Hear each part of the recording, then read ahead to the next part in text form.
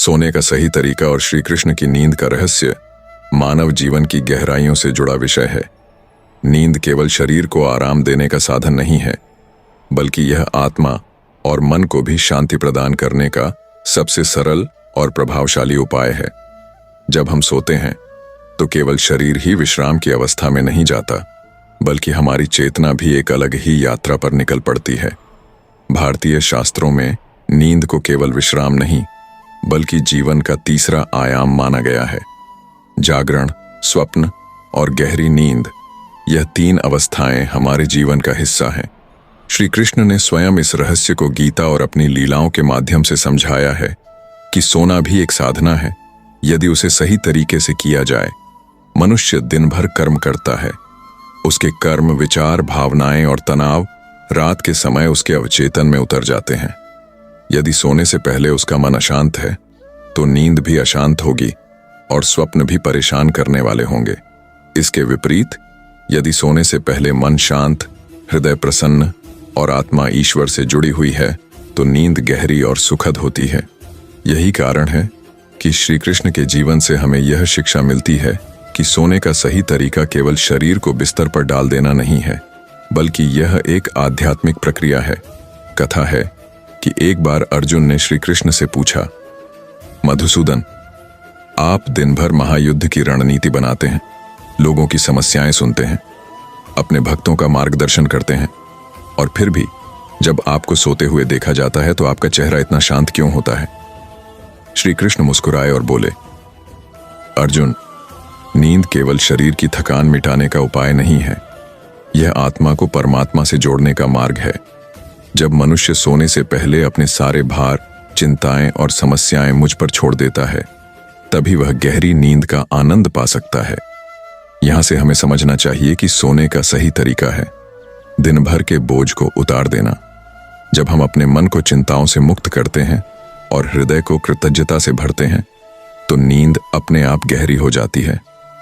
आधुनिक विज्ञान भी यही कहता है कि सोने से पहले यदि मनुष्य ध्यान करता है, प्राणायाम करता है या शांत भाव से बैठकर कुछ क्षण ईश्वर का स्मरण करता है, तो उसका मन शांत हो जाता है और नींद की गुणवत्ता कई गुना बढ़ जाती है। श्री कृष्ण का नींद का रहस्य उनके समर्पण और संतुलन में छिपा है। वे कभी भी जीवन के किसी कार्य को बोझ नहीं मानते थे। महाभारत का युद्ध हो या गोपियों के साथ रासलीला, गीता का उपदेश हो या मित्र अर्जुन की शंका का समाधान, हर कार्य को उन्होंने लीला माना। जब कार्य को लीला मान लिया जाता है तो उसमें थकान नहीं होती, बल्कि आनंद मिलता है। यही कारण था कि जब वे सोते थे तो उनके चेहरे पर अद्भुत शांति और आनंद झलकता था। आज का मनुष्य सबसे बड़ी समस्या का शिकार है, नींद की कमी। तनाव, चिंता, मोबाइल और कृत्रिम जीवन शैली ने उसकी नींद छीन ली है। वह बिस्तर पर जाता है, परंतु घंटों करवटें बदलता रहता है। सुबह उठता है तो भी थका हुआ महसूस करता है। इसका कारण यह है कि उसने सोने की कला खो दी है। श्री कृष्ण की वाणी हमें यही सिखाती है कि सोना भी एक साधना है, जिसे अपनाना आवश्यक है। सोने से पहले का समय सबसे पवित्र माना जाता है। यह वही समय है जब मनुष्य दिन भर के कर्मों का हिसाब किताब करता है। अगर वह कृतज्ञता से भरकर सोता है, तो नींद में भी उसका अवचेतन शुद्ध होता है। श्री कृष्ण स्वयं कहते थे, मनुष्य दिन भर में चाहे जितने भी काम करे, सोने से पहले उसे अपने भीतर झांकना चाहिए। इस आत्ममंथन से उसका मन हल्का हो जाता है और नींद गहरी। व्रज की कथाओं में भी यह उल्लेख मिलता है कि जब नंदलाल श्री कृष्ण बचपन में खेलकर थक जाते, तो वे मां यशोदा की गोद में सिर रखकर सोते। उस समय भी उनके चेहरे पर दिव्य शांति रहती। मां यशोदा उन्हें सुलाने से पहले उनका नाम स्मरण करती, छोटे छोटे भजन गाती और लोरी सुनाती। यही रहस्य है कि नींद तभी गहरी होती है जब सोने से पहले वातावरण पवित्र हो, विचार शुद्ध हो और मन ईश्वर से जुड़ा हो। नींद का सबसे बड़ा विज्ञान यही है कि यह आत्मा को क्षण भर के लिए परमात्मा की गोद में पहुंचा देती है।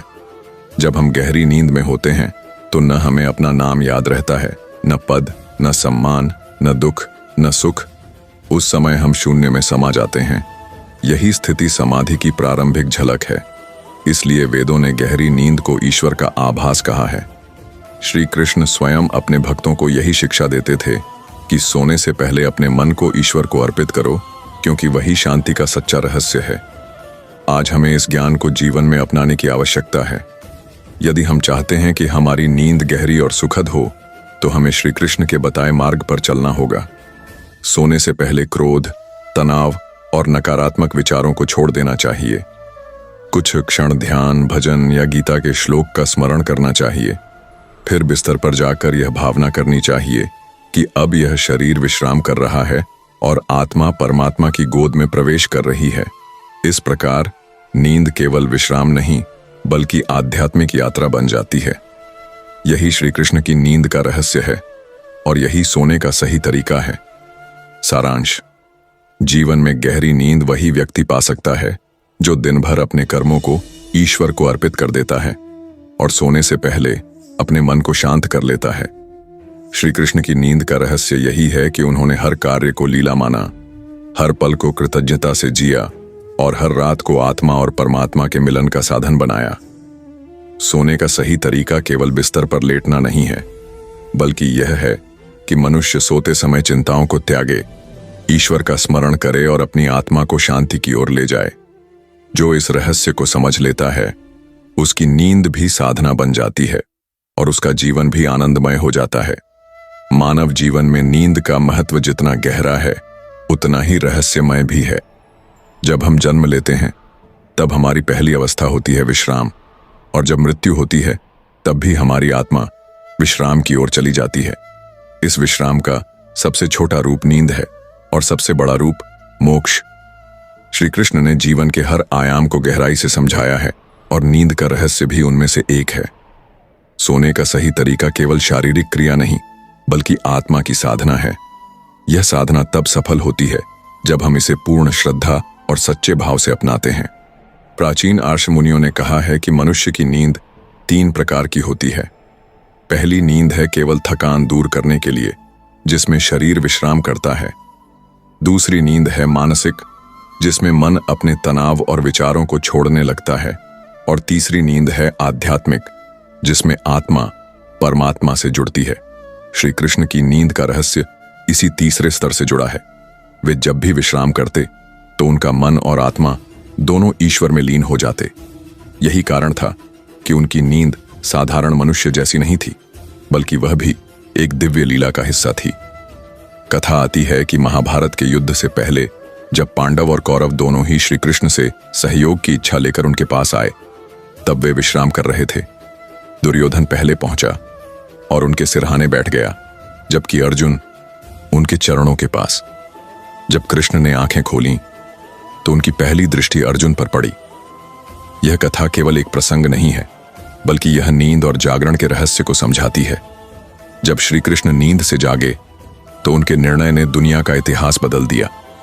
इससे यह स्पष्ट होता है कि उनकी नींद केवल विश्राम नहीं थी, बल्कि गहरी चेतना और समाधि की अवस्था थी।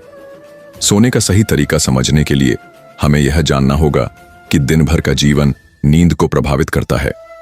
जो व्यक्ति दिन भर क्रोध, छल, कपट और लोभ से भरा रहता है, उसकी नींद कभी भी गहरी और शांत नहीं हो सकती।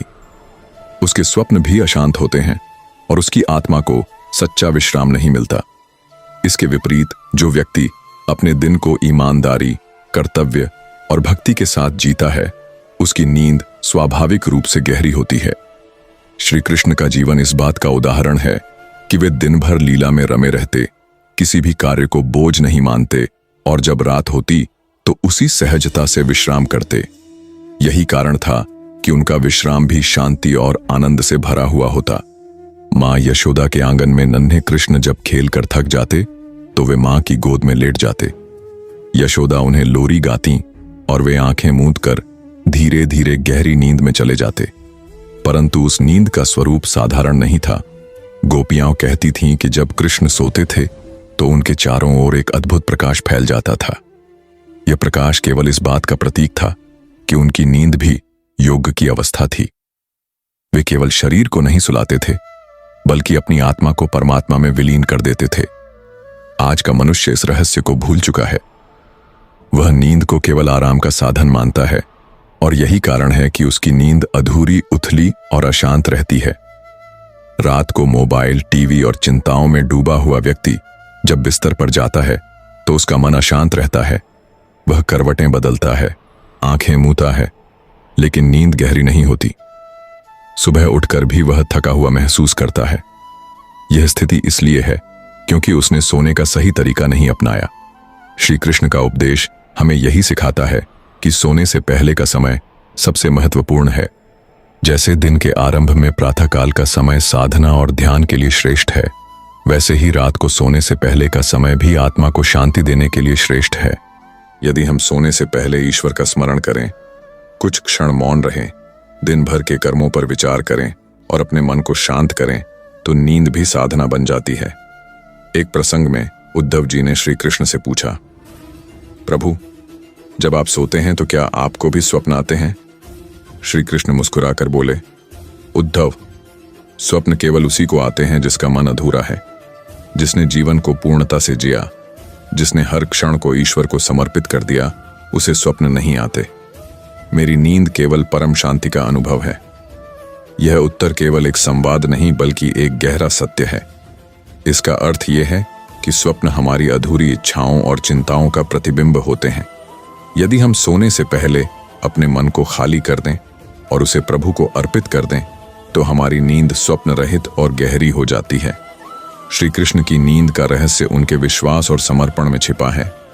वे हर स्थिति में यही मानते थे कि सब कुछ ईश्वर की लीला है।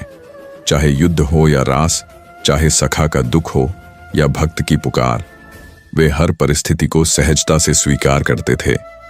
यही सहजता उनकी नींद में भी परिलक्षित होती थी।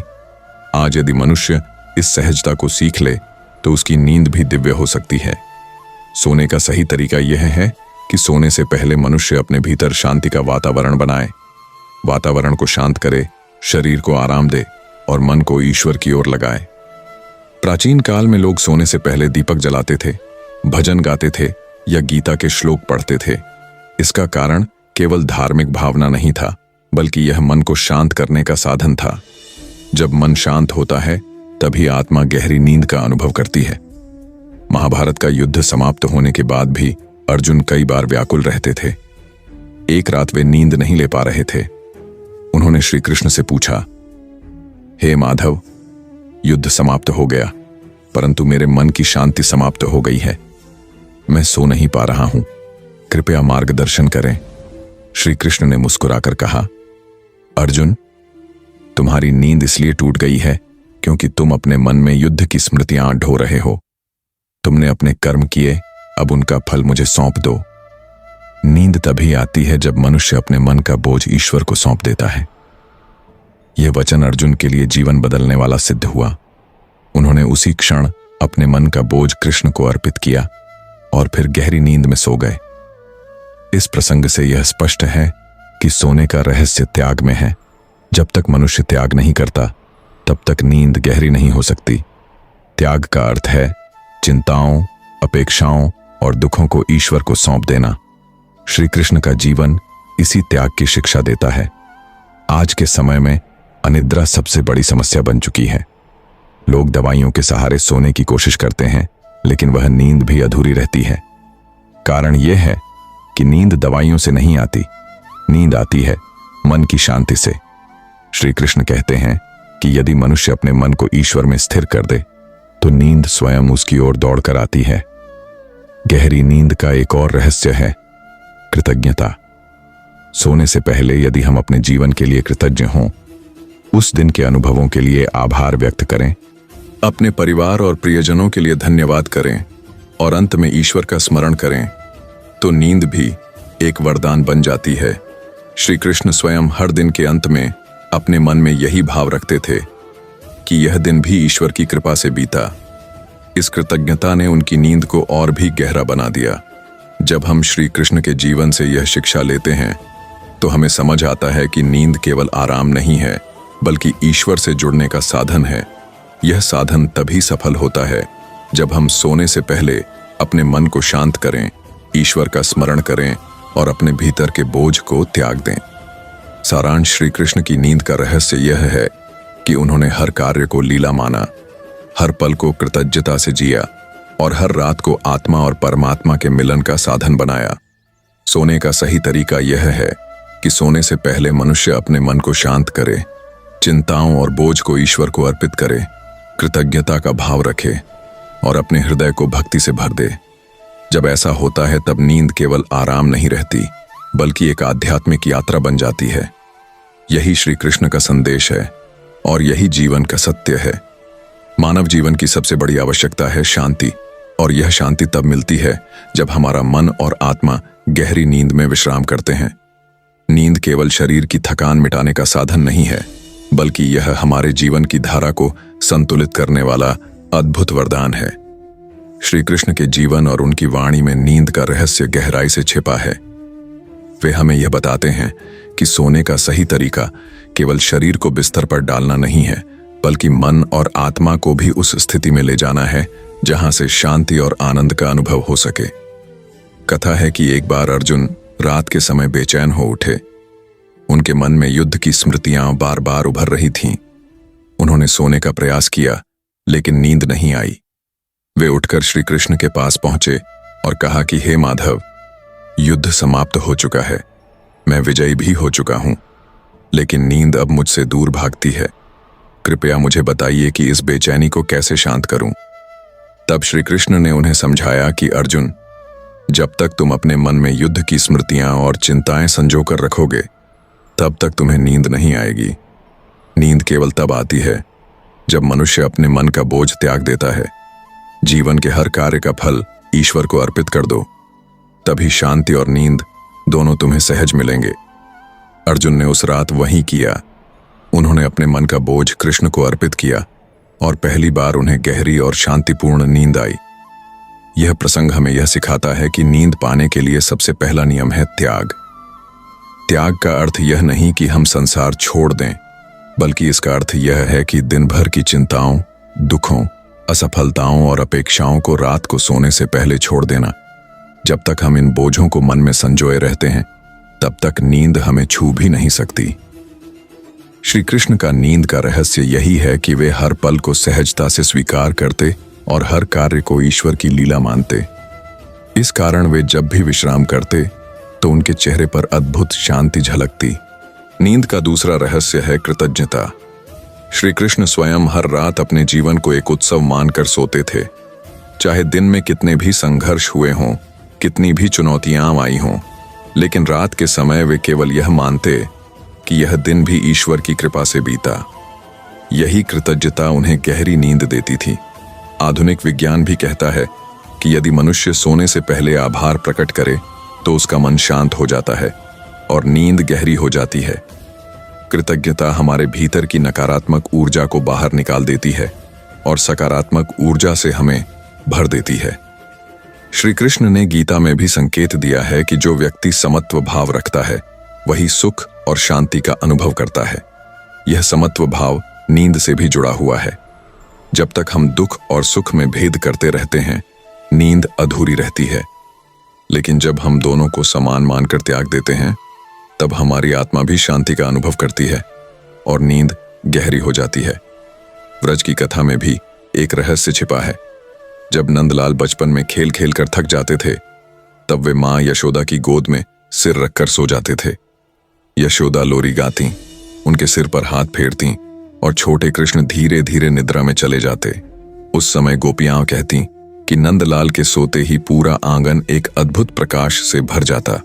ये केवल एक कथा नहीं, बल्कि एक संकेत है कि जब आत्मा गहरी नींद में जाती है, तब उसके चारों ओर दिव्यता का प्रकाश फैल जाता है। यही नींद का वास्तविक स्वरूप है। आज का मनुष्य इस रहस्य को भूल चुका है। उसके लिए नींद केवल एक आदत रह गई है, कोई साधना नहीं। वह रात को बिस्तर पर जाता है, लेकिन उसका मन मोबाइल, टीवी, काम और चिंताओं में उलझा रहता है। इस कारण उसकी नींद अधूरी रहती है और सुबह उठने पर भी वह थका हुआ महसूस करता है। यह स्थिति केवल इसलिए है क्योंकि उसने नींद की कला को खो दिया है। सोने का सही तरीका यह है कि रात को सोने से पहले मनुष्य अपने भीतर झांके, दिन भर के कार्यों पर विचार करे, अपनी गलतियों को स्वीकार करे, अपने अच्छे कार्यों पर गर्व करे और अंत में सब कुछ ईश्वर को अर्पित कर दे। जब मनुष्य इस भाव के साथ सोता है तो उसकी आत्मा हल्की हो जाती है और नींद गहरी हो जाती है। यही कारण है कि प्राचीन समय में लोग सोने से पहले प्रार्थना करते थे, भजन गाते थे या गीता का श्लोक पढ़ते थे। यह सब केवल धार्मिक कर्मकांड नहीं थे, बल्कि नींद को साधना बनाने का साधन थे। महाभारत के युद्ध के दिनों में भी श्री कृष्ण को कभी अशांत नींद नहीं आई। दिन भर युद्ध की योजनाएं बनाना, अर्जुन को मार्गदर्शन देना और कठिन परिस्थितियों का सामना करना, यह सब उनके जीवन का हिस्सा था। फिर भी रात होते ही वे शांत भाव से विश्राम करते। उनके सखा कहते थे कि जब श्री कृष्ण सोते थे तो उनका चेहरा ऐसे चमकता था जैसे चांदनी की रोशनी में कमल खिला हो। यह दृश्य केवल इसलिए संभव था क्योंकि उन्होंने नींद को साधना बना लिया था। नींद का सबसे बड़ा रहस्य यह है कि यह हमें हमारे वास्तविक स्वरूप से जोड़ती है। जब हम गहरी नींद में होते हैं तब हमें अपना नाम, पहचान, दुख, सुख कुछ भी याद नहीं रहता। उस समय हम शून्य में प्रवेश कर जाते हैं। यही शून्य समाधि की अवस्था का प्रारंभ है। यही कारण है कि वेदों ने गहरी नींद को ब्रह्म का अनुभव कहा है। श्री कृष्ण की नींद भी इसी कारण दिव्य थी, क्योंकि उनकी आत्मा हर रात ब्रह्म से मिलन करती थी। आज के समय में यदि हम चाहते हैं कि हमारी नींद भी दिव्य हो, तो हमें श्री कृष्ण की वाणी और जीवन से शिक्षा लेनी होगी। सबसे पहले हमें दिन भर के कर्मों को ईश्वर को अर्पित करना चाहिए। दूसरे, हमें कृतज्ञता के साथ सोना चाहिए। तीसरे, हमें सोने से पहले वातावरण को शांत करना चाहिए। और अंत में हमें अपने मन को त्याग की अवस्था में ले जाना चाहिए। जब हम ऐसा करेंगे तो हमारी नींद भी साधना बन जाएगी और हमारा जीवन भी शांति से भर जाएगा। रात को सोने से पहले एक और रहस्य है जिसे अपनाना चाहिए, और वह है ध्यान। श्री कृष्ण कहते हैं कि ध्यान केवल बैठकर करने की क्रिया नहीं है, बल्कि यह हर स्थिति में किया जा सकता है। सोने से पहले यदि मनुष्य कुछ क्षण मौन हो जाए, अपने श्वास पर ध्यान दे और अपने मन को शांत करे, तो वह नींद में भी ध्यान की स्थिति में प्रवेश कर जाता है। यह स्थिति उसे गहरी शांति और आनंद प्रदान करती है।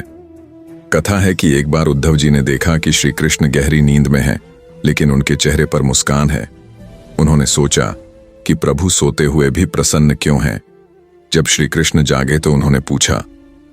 श्री कृष्ण ने कहा कि उद्धव, मैं हर रात ईश्वर की गोद में सोता हूं। जब आत्मा को यह अनुभव हो कि वह परमात्मा की गोद में विश्राम कर रही है, तब उसके चेहरे पर मुस्कान अपने आप आ जाती है। यही नींद का सबसे बड़ा रहस्य है। सार यही है कि नींद का सही तरीका है त्याग, कृतज्ञता और ध्यान। श्री कृष्ण का जीवन हमें यह सिखाता है कि यदि हम नींद को साधना बना लें तो जीवन की सारी समस्याएं हल हो सकती हैं। जब मनुष्य गहरी नींद लेता है तो उसका मन शांत होता है, शरीर स्वस्थ होता है और आत्मा प्रसन्न होती है। यही नींद का रहस्य है और यही जीवन का सच्चा विज्ञान है। सारांश, श्री कृष्ण की नींद केवल आराम नहीं थी, वह एक साधना थी। उनकी नींद का रहस्य उनके समर्पण, कृतज्ञता और ध्यान में छिपा था। वे हर कार्य को लीला मानते, हर स्थिति को सहजता से स्वीकार करते और हर रात को ईश्वर की गोद में समर्पित कर देते। यही कारण था कि उनकी नींद दिव्य थी। यदि मनुष्य इस रहस्य को समझ ले और सोने का सही तरीका अपनाए, तो उसका जीवन भी शांति, आनंद और संतुलन से भर सकता है। नींद केवल शरीर का विश्राम नहीं है, बल्कि आत्मा का परमात्मा से मिलन है। यही श्री कृष्ण की नींद का रहस्य है और यही जीवन की सबसे बड़ी सच्चाई। मनुष्य का जीवन दिन और रात के संतुलन पर आधारित है। दिन के समय वह जागकर कर्म करता है, संघर्ष करता है, अपने लक्ष्य की ओर बढ़ता है और रात को विश्राम लेकर अगले दिन की तैयारी करता है। इस विश्राम की सबसे गहरी अवस्था है नींद। नींद केवल थकान मिटाने की क्रिया नहीं, बल्कि यह आत्मा और शरीर को नया जीवन देने वाला अद्भुत वरदान है। यही कारण है कि शास्त्रों में नींद को ईश्वर की कृपा कहा गया है। परंतु प्रश्न यह है कि आज का मनुष्य क्यों नींद से वंचित हो रहा है, क्यों उसे दवाइयों का सहारा लेना पड़ रहा है और क्यों उसकी नींद गहरी नहीं हो पा रही। इसका उत्तर है कि उसने सोने का सही तरीका भूल दिया है। श्री कृष्ण का जीवन इस संदर्भ में हमारे लिए एक दीपस्तंभ है। वे न केवल कर्मयोगी थे, बल्कि आनंद योगी भी थे। उन्होंने हर कार्य को लीला माना और जीवन को बोझ नहीं बनने दिया। यही कारण था कि जब वे सोते थे तो उनका विश्राम साधारण मनुष्य की तरह नहीं बल्कि समाधि की अवस्था जैसा होता था। उनकी नींद का रहस्य था उनका समर्पण, उनकी निस्संगता और उनकी भक्ति। कथा आती है कि जब महाभारत का युद्ध चल रहा था तब भी श्री कृष्ण पूरी शांति के साथ रथ चलाते। दिन भर का युद्ध समाप्त होने पर सब थके और चिंतित हो जाते, लेकिन श्री कृष्ण के चेहरे पर कभी थकान नहीं दिखती। रात को वे शांत भाव से विश्राम करते और उनकी नींद इतनी गहरी होती कि जैसे पूरा ब्रह्मांड उनके भीतर समा गया हो। अर्जुन कई बार आश्चर्य से देखते कि प्रभु युद्ध की उथल पुथल के बीच भी कैसे इतनी गहरी नींद ले लेते हैं। तब श्री कृष्ण कहते कि हे पार्थ, जिसने अपने जीवन के हर कर्म का फल ईश्वर को अर्पित कर दिया उसे कभी बोझ महसूस नहीं होता, और जब बोझ नहीं होता तब नींद अपने आप आती है। सोने का सही तरीका समझने के लिए हमें यह जानना होगा कि नींद केवल शरीर की नहीं बल्कि मन और आत्मा की भी आवश्यकता है। शरीर तब सोता है जब हम थके हुए होते हैं, लेकिन मन तभी सोता है जब वह शांत होता है। यदि मन में चिंता, भय या क्रोध है तो नींद उथली हो जाती है। इसी प्रकार आत्मा तभी विश्राम करती है जब वह ईश्वर से जुड़ती है। यही कारण है कि श्री कृष्ण ने कहा कि सोने से पहले मनुष्य को अपने मन को शांत करना चाहिए, अपने बोझ त्यागने चाहिए और ईश्वर का स्मरण करना चाहिए। यही नींद का विज्ञान है। गोकुल की कथाओं में वर्णन है कि जब नंदलाल खेलते खेलते थक जाते तो वे माँ यशोदा की गोद में लेट जाते। माँ उन्हें लोरी सुनाती और धीरे धीरे वे सो जाते। उस समय उनका चेहरा ऐसा दीप्तिमान लगता था जैसे चंद्रमा की रोशनी में कमल खिला हो। यह केवल बाल्यावस्था की मासूमियत नहीं थी बल्कि उनकी आत्मा का गहरा संबंध परमात्मा से था। वे नींद में भी ईश्वर में लीन रहते। यही कारण है कि उनकी नींद में भी दिव्यता झलकती थी। आज का मनुष्य नींद की इस दिव्यता से दूर होता जा रहा है। उसकी रातें मोबाइल, कंप्यूटर, चिंताओं और तनाव में बीतती हैं। उसका मन शांत नहीं होता और नींद आती भी है तो अधूरी। सुबह उठने पर भी उसका शरीर भारी और मन थका हुआ रहता है। यह स्थिति केवल इसलिए है क्योंकि उसने नींद को साधना नहीं बनाया। श्री कृष्ण का जीवन हमें यही सिखाता है कि नींद को भी एक साधना बनाना चाहिए। सोने का सही तरीका यह है कि रात को बिस्तर पर जाने से पहले कुछ क्षण मौन रहें, दिन भर के कार्यों पर विचार करें और सब कुछ ईश्वर को अर्पित कर दें। यदि हम अपनी गलतियों को स्वीकार कर लें, अपने अच्छे कर्मों के लिए आभार व्यक्त करें और अंत में प्रार्थना करें कि हे प्रभु, मैं अब आपके चरणों में विश्राम करने जा रहा हूं, तो हमारी नींद गहरी और सुखद होगी। यही कारण है कि हमारे पूर्वज सोने से पहले प्रार्थना करते थे। यह केवल धार्मिक भावना नहीं बल्कि मन को शांत करने का उपाय था। महाभारत के युद्ध से जुड़ा एक प्रसंग और है। एक रात दुर्योधन चिंतित होकर सो नहीं पा रहा था। वह अपने मन में योजनाएं बनाता, शंकाएं करता और करवटें बदलता रहा। उसी समय अर्जुन भी बेचैन था, लेकिन जब उसने श्री कृष्ण से मार्गदर्शन लिया तो प्रभु ने कहा कि अर्जुन, युद्ध तुम्हारा कर्तव्य है, लेकिन उसका परिणाम मेरे हाथ में है। तुम केवल अपना कर्तव्य करो और परिणाम मुझे सौंप दो। यह सुनकर अर्जुन शांत हो गया और गहरी नींद में चला गया। यहां स्पष्ट है कि दुर्योधन की चिंता ने उसकी नींद छीन ली, जबकि अर्जुन का समर्पण उसकी नींद का कारण बना। श्री कृष्ण की नींद का रहस्य उनका समर्पण और निस्संगता थी। वे हर स्थिति को समान भाव से देखते। सुख हो या दुख, विजय हो या पराजय, उनके लिए सब ईश्वर की लीला थी। यही भाव उन्हें गहरी नींद देता। उन्होंने गीता में भी कहा कि जो व्यक्ति सुख दुख, हानि लाभ, जय पराजय को समान भाव से देखता है वही वास्तव में शांत रहता है। यही शांति नींद का आधार है। नींद का तीसरा रहस्य है कृतज्ञता। श्री कृष्ण हर रात इस भाव से सोते कि यह दिन भी ईश्वर की कृपा से बीता। वे कभी शिकायत नहीं करते बल्कि हर परिस्थिति को अवसर मानते।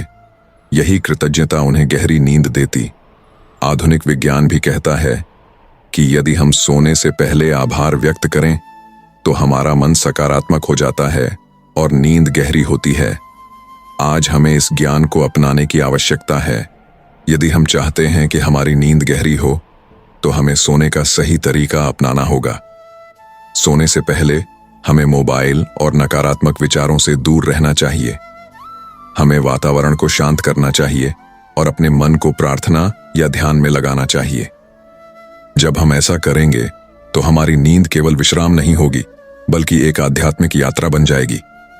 गहरी नींद का सबसे बड़ा रहस्य यह है कि उस समय हम अपने वास्तविक स्वरूप में पहुंच जाते हैं। नींद में न हमें अपना नाम याद रहता है, न पद, न सम्मान, न दुख, न सुख। उस समय हम शून्य की अवस्था में पहुंच जाते हैं और यही अवस्था समाधि का प्रारंभ है। वेदों में कहा गया है कि गहरी नींद ब्रह्म का अनुभव है। श्री कृष्ण की नींद इसी कारण दिव्य थी, क्योंकि वे हर रात ब्रह्म से मिलन करते थे। उद्धव जी ने एक बार श्री कृष्ण से पूछा कि प्रभु, आपकी नींद इतनी गहरी और प्रसन्न क्यों होती है? तब श्री कृष्ण ने कहा कि उद्धव, मैं हर रात यह अनुभव करता हूं कि मैं ईश्वर की गोद में सो रहा हूं। जब आत्मा को यह अनुभव हो कि वह परमात्मा की गोद में है, तब उसका चेहरा अपने आप प्रसन्न हो जाता है। यही नींद का सबसे बड़ा रहस्य है। सार यही है कि सोने का सही तरीका है त्याग, कृतज्ञता और ध्यान। त्याग का अर्थ है कि हम अपनी चिंताओं और बोझ को ईश्वर को सौंप दें। कृतज्ञता का अर्थ है कि हम अपने जीवन के लिए आभार व्यक्त करें, और ध्यान का अर्थ है कि हम अपने मन को शांत करें और ईश्वर की ओर लगाएं। जब हम ऐसा करते हैं तो हमारी नींद केवल शरीर का विश्राम नहीं रहती, बल्कि आत्मा का परमात्मा से मिलन बन जाती है। सारांश, श्री कृष्ण की नींद केवल आराम नहीं थी, वह एक साधना थी। उनकी नींद का रहस्य उनके समर्पण, उनकी कृतज्ञता और उनकी भक्ति में छिपा था। उन्होंने हर कार्य को लीला माना और हर रात को ईश्वर को अर्पित किया। यही कारण था कि उनकी नींद दिव्य थी। यदि मनुष्य इस रहस्य को समझ ले और सोने का सही तरीका अपनाए, तो उसका जीवन भी शांति, आनंद और संतुलन से भर सकता है। नींद केवल थकान मिटाने का साधन नहीं है, बल्कि आत्मा का परमात्मा से मिलन है। यही श्री कृष्ण की नींद का रहस्य है और यही जीवन की सबसे बड़ी सच्चाई। श्री कृष्ण की नींद का रहस्य केवल उनके जीवन का एक छोटा सा हिस्सा नहीं था, बल्कि यह उनके संपूर्ण जीवन दर्शन का प्रत्यक्ष उदाहरण था। उनकी नींद इतनी गहरी, शांत और सुकून भरी क्यों थी? इसका कारण केवल यह नहीं था कि वे भगवान थे, बल्कि इसलिए भी था क्योंकि वे जीवन की हर परिस्थिति को स्वीकारना जानते थे। वे कभी किसी बात का बोझ अपने हृदय पर नहीं रखते थे। जब व्यक्ति जीवन को खेल की तरह जीता है, तो उसका मन हर स्थिति में हल्का रहता है और वही हल्कापन उसकी नींद में भी उतर जाता है। इसी कारण श्री कृष्ण की नींद में वह दिव्यता और शांति दिखाई देती थी, जिसे देखने वाले भी आनंदित हो जाते थे। वृंदावन की गोपियां, यशोदा माता, बलराम और स्वयं नंद महाराज ने कई बार देखा था कि जब नंदलाल थक कर सो जाते तो उनके चेहरे पर एक अद्भुत तेज झलकता, मानो सोते समय भी उनके होठों पर मंद मुस्कान हो और शरीर पूर्ण विश्राम में डूबा हो। यही स्थिति गहरी नींद की पहचान है। श्री कृष्ण का यह रहस्य हमें यह सिखाता है कि यदि जीवन में शांति चाहिए तो दिन का हर कार्य पूर्ण मनोयोग से करो, परिणाम को ईश्वर पर छोड़ दो और फिर रात को मन को शांति की ओर ले जाओ। श्री कृष्ण ने अर्जुन को भी यही शिक्षा दी थी। युद्ध भूमि में जहां हर ओर तनाव, चिंता और भय का वातावरण था, वहां अर्जुन थकान और उदासी से टूट चुके थे। पर श्री कृष्ण ने उन्हें गीता का उपदेश दिया और कहा कि यह युद्ध भी एक लीला है, इसमें जीत हार का कोई प्रश्न नहीं, केवल कर्तव्य का पालन है। जब जीवन के हर कार्य को कर्तव्य मान लिया जाता है और हर परिणाम को ईश्वर पर छोड़ दिया जाता है, तब व्यक्ति का मन हल्का हो जाता है। यही हल्का मन ही रात में गहरी नींद का कारण बनता है। आधुनिक विज्ञान भी यह मानता है कि नींद का सीधा संबंध हमारे मानसिक बोझ से है। यदि मनुष्य सोने से पहले तनावग्रस्त है, तो उसका मस्तिष्क शांति की अवस्था में प्रवेश नहीं कर पाता। इस कारण नींद टूट टूट कर आती है या स्वप्न परेशान करने लगते हैं। लेकिन यदि सोने से पहले व्यक्ति ध्यान करता है, प्राणायाम करता है या किसी भी प्रकार से अपने मन को शुद्ध करता है, तो मस्तिष्क सहज रूप से शांति की अवस्था में पहुंच जाता है और नींद गहरी हो जाती है। यही कारण है कि योग शास्त्र में योग निद्रा का विशेष महत्व है। योग निद्रा का अर्थ है ऐसी नींद जिसमें शरीर पूर्ण विश्राम में हो और मन परमात्मा से जुड़ा हुआ हो। श्री कृष्ण की नींद भी इसी योग निद्रा का दिव्य उदाहरण थी। गोपियों की एक कथा आती है। जब वे रात में श्री कृष्ण के पास रासलीला के लिए आती तो वे देखती कि उनके थकान भरे दिन के बाद भी श्री कृष्ण का चेहरा दिव्य और प्रसन्न बना रहता। वे नाचते, गाते, बांसुरी बजाते और जब विश्राम का समय आता तो तुरंत शांत भाव से गहरी नींद में चले जाते। गोपियां आपस में कहती, कन्हैया के जीवन में न जाने कैसी शक्ति है कि वे कभी थकते नहीं, और जब सोते हैं तो मानो पूरी प्रकृति उनके साथ सो जाती है। यह वही रहस्य था कि श्री कृष्ण कभी भी जीवन को बोझ नहीं मानते थे। सोने का सही तरीका केवल इतना नहीं है कि हम रात को एक निश्चित समय पर सो जाएं। यह भी महत्वपूर्ण है कि सोने से पहले हम अपने वातावरण और मन को कैसे तैयार करते हैं। श्री कृष्ण की नींद का रहस्य यह भी था कि वे कभी क्रोध, द्वेष या चिंता लेकर नहीं सोते थे। दिन भर के सभी कार्यों को वे वहीं समाप्त कर देते और रात को केवल विश्राम और आत्मा की यात्रा पर ध्यान केंद्रित करते। हमें भी यही सीख मिलती है कि सोने से पहले हमें मन को हल्का करना चाहिए, दिन भर के कामों की समीक्षा करनी चाहिए, अच्छे कर्मों के लिए कृतज्ञता करनी चाहिए और गलतियों के लिए क्षमा मांगनी चाहिए। इस प्रक्रिया के बाद जब हम बिस्तर पर जाते हैं तो नींद सहज और गहरी हो जाती है। शास्त्रों में कहा गया है कि गहरी नींद में आत्मा क्षण भर के लिए परमात्मा से मिलती है। यह स्थिति छोटी समाधि के समान है। इसलिए कहा गया है कि गहरी नींद और ध्यान दोनों ही जीवन के लिए आवश्यक हैं। नींद शरीर को नया जीवन देती है और ध्यान आत्मा को दिव्यता का अनुभव कराता है। यदि दोनों का संतुलन हो जाए तो मनुष्य का जीवन सुखमय और शांत हो जाता है। श्री कृष्ण का जीवन हमें यह सिखाता है कि सोने का सही तरीका केवल शारीरिक विश्राम नहीं है, बल्कि यह मानसिक और आत्मिक शांति से जुड़ा हुआ है। जो व्यक्ति दिन भर अपने कर्मों को ईश्वर को अर्पित करता है और रात को सोने से पहले ध्यान या भक्ति करता है, वही गहरी नींद का आनंद ले सकता है। यही नींद उसे अगले दिन फिर से ऊर्जावान और प्रसन्न बनाती है। आज का युग नींद की समस्या से जूझ रहा है। लोग दवाइयों का सहारा लेते हैं, परंतु असली समाधान यह नहीं है। समाधान है श्री कृष्ण की तरह जीवन को खेल बनाना, हर काम को ईश्वर को अर्पित करना और रात को कृतज्ञता और ध्यान के साथ सोना। यह सरल उपाय किसी भी व्यक्ति को दवाइयों की आवश्यकता से मुक्त कर सकता है। इस पूरी चर्चा का सार यही है कि श्री कृष्ण की नींद का रहस्य केवल उनका दिव्यत्व नहीं था, बल्कि उनका जीवन दर्शन था। वे हमें यह सिखाते हैं कि सोने का सही तरीका है मन को हल्का करना, ईश्वर का स्मरण करना और जीवन को लीला मानना। जब हम ऐसा करते हैं तो नींद अपने आप गहरी और सुखद हो जाती है। सारांश रूप में कहा जाए तो सोना केवल शरीर को आराम देना नहीं है, बल्कि यह आत्मा को परमात्मा से जोड़ने का साधन है। श्री कृष्ण की नींद का रहस्य हमें यही बताता है कि सही नींद वही है जिसमें मनुष्य सब कुछ छोड़कर केवल ईश्वर की गोद में समा जाए। यही नींद जीवन को ऊर्जा, शांति और आनंद देती है। यही सोने का सही तरीका है और यही श्री कृष्ण की शिक्षा है। इस पूरी कथा और चर्चा का सार यही है कि सोना केवल शरीर को विश्राम देने का साधन नहीं है, बल्कि यह आत्मा की यात्रा का एक महत्वपूर्ण पड़ाव है। जब मनुष्य दिन भर के कार्यों को पूर्ण समर्पण के साथ करता है, जब वह अपने कर्मों को ईश्वर को अर्पित कर देता है और जब वह जीवन की हर परिस्थिति को खेल और लीला मानकर जीता है, तभी वह रात को निश्चिंत होकर सो पाता है। श्री कृष्ण का जीवन इसी सच्चाई का प्रतीक है। उनके लिए हर कार्य आनंद था, हर क्षण भक्ति था और हर अनुभव एक शिक्षा थी। यही कारण था कि उनकी नींद इतनी गहरी और शांत थी कि देखने वाला भी उस शांति में डूब जाता था। श्री कृष्ण का नींद का रहस्य केवल उनकी दिव्यता में नहीं था, बल्कि उनकी जीवन शैली और दृष्टिकोण में था। उन्होंने कभी किसी बोझ को अपने हृदय पर नहीं रखा।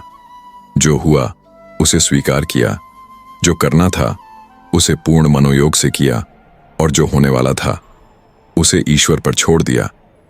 यही भाव उनकी नींद को साधारण विश्राम से उठाकर एक आध्यात्मिक साधना बना देता था। जब हम सोने से पहले दिन भर के बोझ को अपने साथ लेकर बिस्तर पर जाते हैं तो हमारा मन अशांत रहता है, लेकिन जब हम श्री कृष्ण की तरह जीवन को लीला मानते हैं, ईश्वर का स्मरण करते हैं, अपने कर्मों की समीक्षा करते हैं और फिर उन्हें ईश्वर को समर्पित कर देते हैं तो नींद भी दिव्य अनुभव बन जाती है। गहरी नींद में आत्मा क्षण भर के लिए परमात्मा से मिलती है। वही मिलन जीवन को ऊर्जा और संतुलन प्रदान करता है। अतः सोने का सही तरीका यही है कि दिन भर अपने कर्तव्यों का पालन करो। रात को सोने से पहले अपने मन को शांत करो, ईश्वर का स्मरण करो और फिर विश्वास के साथ अपने आप को विश्राम के लिए छोड़ दो। जब मनुष्य इस प्रक्रिया को अपनाता है तो उसकी नींद भी साधना बन जाती है और उसका जीवन भी आनंद से भर जाता है। श्री कृष्ण हमें यही शिक्षा देते हैं कि नींद को हल्के में न लो। यह केवल शरीर के लिए नहीं बल्कि आत्मा के लिए भी अमृत है। इसलिए सार यही है कि श्री कृष्ण की नींद का रहस्य यह है कि उन्होंने हर काम को लीला माना, हर परिणाम को ईश्वर को सौंपा और हर रात को परमात्मा की गोद में विश्राम करने का अवसर समझा। यही कारण है कि उनकी नींद दिव्य, गहरी और शांति से भरपूर थी। यदि मनुष्य इस रहस्य को समझ ले और अपने जीवन में उतार ले तो उसकी भी हर रात अमृतमयी हो जाएगी और हर सुबह नई ऊर्जा और उत्साह से भरी होगी। यही जीवन का सत्य है, यही नींद का रहस्य है और यही श्री कृष्ण का संदेश है। दोस्तों, हम सब जानते हैं कि नींद केवल शरीर को आराम देने का माध्यम नहीं है, बल्कि ये आत्मा और मन को भी शांति प्रदान करने का दिव्य माध्यम है। जब हम सोते हैं तो सिर्फ हमारा शरीर ही विश्राम नहीं करता, बल्कि हमारी चेतना भी एक नई यात्रा पर निकाल पड़ती है।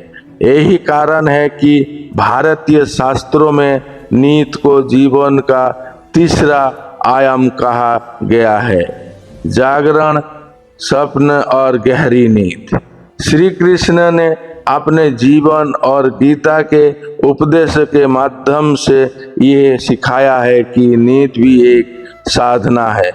यदि हम सोते या सोने से पहले अपने मन को शांति कर लें, अपने विचारों को ईश्वर को अर्पित कर दें और कृतज्ञता के अनुभव से विश्राम करें तो हमारी नींद केवल आराम नहीं बल्कि आत्मा और परमात्मा का मिलन बन जाती है।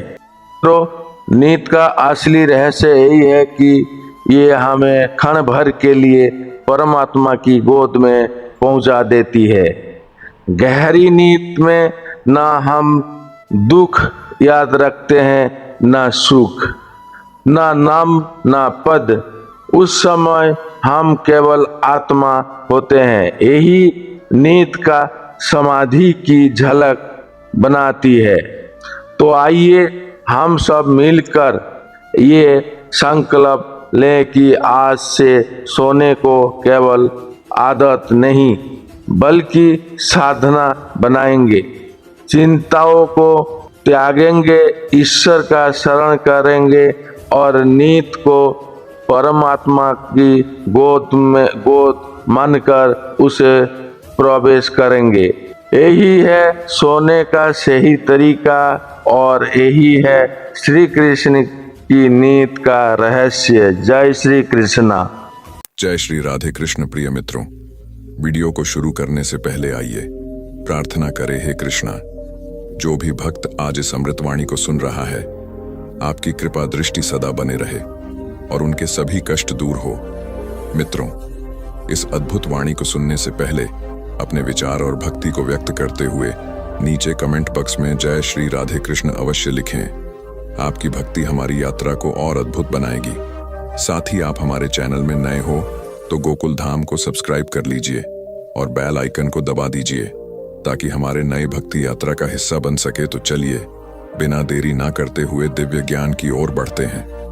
यह कहानी एक ऐसी दिव्य आत्मा की है जिसने मां के गर्भ में ही श्री कृष्ण की वाणी को सुना और उसी के मार्गदर्शन में जीवन जिया। मां की कोख में गूंजती गीता की पावन ध्वनि उस आत्मा के भीतर गहराई से उतरती है और जन्म के बाद भी उसका मार्गदर्शन करती रहती है। यह कथा बताती है कि जब आत्मा श्री कृष्ण की शरण में होती है तो जीवन का हर कदम ज्ञान, भक्ति और सेवा से भर जाता है। यह केवल एक बालक की नहीं बल्कि हर उस आत्मा की कहानी है जो ईश्वर के प्रेम और गीता के ज्ञान से जुड़कर अपने जीवन को अर्थपूर्ण बनाती है। गर्भ गीता एक अत्यंत रहस्यमयी, गूढ़ और दिव्य ज्ञान से परिपूर्ण ग्रंथ है, जिसे श्री कृष्ण की वाणी के रूप में समझा जाता है। इस ग्रंथ के अनुसार जब एक बालक मां के गर्भ में होता है, तब वह अपने पिछले जन्मों को स्मरण करता है और उसे अपने पूर्व कर्म, आत्मा की यात्रा तथा परमात्मा के स्वरूप का गूढ़ बोध होता है। परंतु जैसे जैसे वह इस संसार में जन्म के लिए तैयार होता है, उसकी स्मृति माया के आवरण में ढक जाती है और वह सब कुछ भूल जाता है। गर्भ गीता इसी आत्मज्ञान की उस अवस्था की वाणी है जिसमें आत्मा स्वयं श्री कृष्ण से संवाद करती है और भगवान उसे दिव्य ज्ञान देते हैं। भगवद गीता की भांति गर्भ गीता भी आत्मा और परमात्मा के मध्य संवाद है। यह संवाद आत्मा के गर्भस्थ रूप से उस सर्वव्यापी चेतना की ओर बढ़ता है जो श्री कृष्ण के रूप में उसे जीवन, मृत्यु, पुनर्जन्म और मोक्ष का ज्ञान कराते हैं। मां के गर्भ में पल रहा वह जीव जब अंधकार और जड़ता से घिरा होता है, तब परमात्मा उसे दिव्य प्रकाश प्रदान करते हैं। वह उसे बताते हैं कि यह शरीर नश्वर है, लेकिन तू आत्मा है, शाश्वत, अजर, अमर। यह शरीर तो केवल वस्त्र की भांति है जो बार बार बदलता है, पर आत्मा का कभी अंत नहीं होता। श्री कृष्ण कहते हैं कि हे आत्मन, तू अनेक बार जन्म ले चुका है और तेरे प्रत्येक जन्म के कर्म तेरे साथ चलते हैं। तेरे ये कर्म ही तेरा भाग्य बनाते हैं और इन्हीं के अनुसार तू भोग, सुख दुख, यश अपयश, जन्म मृत्यु के चक्र में घूमता रहता है। तू जन्म तो लेता है, परंतु जन्म के क्षण में तू अपने पूर्व जन्म को भूल जाता है, क्योंकि तुझे माया की निंद्रा आ घेरती है। यह माया ही वह जाल है जो तुझे सत्य से भटका देती है। पर यदि तू अपने भीतर झांके और आत्मा की आवाज सुने, तो तुझे सत्य का दर्शन हो सकता है। गर्भ गीता में श्री कृष्ण यह भी समझाते हैं कि मनुष्य का शरीर मिलना बहुत कठिन है। देवता भी इस मनुष्य देह की प्राप्ति के लिए तरसते हैं, क्योंकि यही एकमात्र ऐसा साधन है जिसके माध्यम से आत्मा परमात्मा से मिल सकती है। यही वह साधन है जिसके द्वारा मोक्ष प्राप्त किया जा सकता है। मां के गर्भ में पल रही आत्मा जब यह ज्ञान प्राप्त करती है, तब वह अपने जन्म के उद्देश्य को समझती है और ईश्वर से प्रार्थना करती है कि उसे जीवन में सन्मार्ग मिले, वह भटक न जाए। परमात्मा उसे यह भी बताते हैं कि संसार में मोह, लोभ, काम, क्रोध, ईर्ष्या और अहंकार जैसे विकार तुझ पर आक्रमण करेंगे। ये विकार तुझे सत्य पथ से भटकाने का प्रयास करेंगे, पर यदि तू मेरी वाणी का अनुसरण करेगा तो तू सुरक्षित रहेगा। तू जिस भी परिस्थिति में होगा, मैं तुझ में रहूंगा। तेरे प्रत्येक भाव में, तेरे हर विचार में, तेरे हर कर्म में मैं उपस्थित रहूंगा। गर्भस्थ आत्मा से श्री कृष्ण कहते हैं कि तू अकेला आया है, अकेला जाएगा। ना कोई तेरा है, ना तू किसी का। सब कुछ माया है, पर एक मैं ही सत्य हूं। मेरा स्मरण कर, मेरा नाम जप और जीवन भर मेरे पथ पर चल, यही तेरा कल्याण करेगा। मां के गर्भ में जब आत्मा यह ज्ञान पाती है, तब वह श्री कृष्ण से वचन देती है कि वह जन्म के बाद उनका अनुसरण करेगी, सन्मार्ग पर चलेगी और आत्म कल्याण का मार्ग अपनाएगी। परंतु जैसे ही वह इस संसार में जन्म लेता है, रोते हुए उसका आगमन होता है। वह रोता है क्योंकि उसे वह ज्ञान, वह शांति और वह दिव्यता अब भूलने लगती है। यह संसार के विकार, रिश्तों की उलझन, जीवन की भागदौड़ उसे उस दिव्यता से दूर ले जाती है। श्री कृष्ण कहते हैं कि यह माया बड़ी बलवान है और यह संसार मोह का जाल है। इसीलिए हे आत्मन, तू मेरी शरण में आ। गर्भ गीता एक चेतावनी भी है। यह बताती है कि जीवन को व्यर्थ मत गंवाओ। यह शरीर, यह अवसर बार बार नहीं मिलेगा। यह जन्म संयोग से प्राप्त हुआ है। इसे साधना का साधन बनाओ। जब तक शरीर स्वस्थ है, जब तक मन विवेकशील है, तब तक उस परम सत्य की खोज करो जो तुम्हारे भीतर है। श्री कृष्ण कहते हैं कि मैं तुम्हारे हृदय में हूं, तुम्हारी आत्मा में हूं। यदि तुम चाहो तो मुझे अनुभव कर सकते हो। गर्भ गीता आत्मा की पुकार है। यह आत्मा की उस स्थिति की गवाही है जब वह ईश्वर के निकट होती है, जब वह भ्रम से परे होकर अपने स्वरूप को पहचानती है। परंतु यह दुर्भाग्य है कि जन्म लेते ही मनुष्य अपने मूल स्वरूप को भूल जाता है और इस माया के जाल में उलझ जाता है। श्री कृष्ण बार बार चेताते हैं कि जागो, होश में आओ, क्योंकि समय बीतता जा रहा है।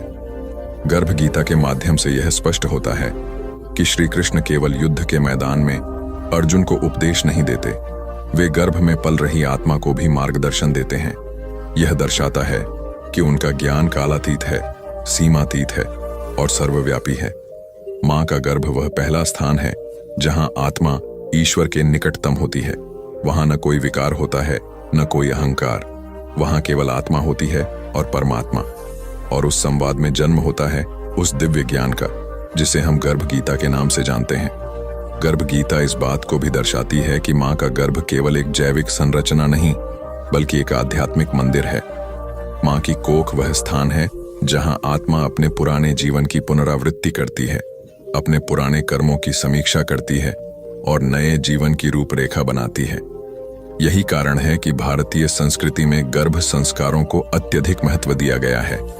यह कहा गया है कि यदि मां गर्भकाल में सत्संग सुनती है, श्री कृष्ण कथा का श्रवण करती है, भगवत गीता का पाठ करती है और ईश्वर का चिंतन करती है, तो वह गर्भस्थ आत्मा पर गहरा प्रभाव डालती है।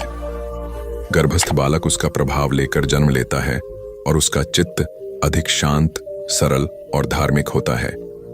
गर्भ गीता इस दिशा में एक महत्वपूर्ण संदेश देती है कि माता पिता का धर्म केवल बालक को जन्म देना नहीं है, अपितु उस आत्मा को आत्मज्ञान की दिशा में प्रेरित करना भी है।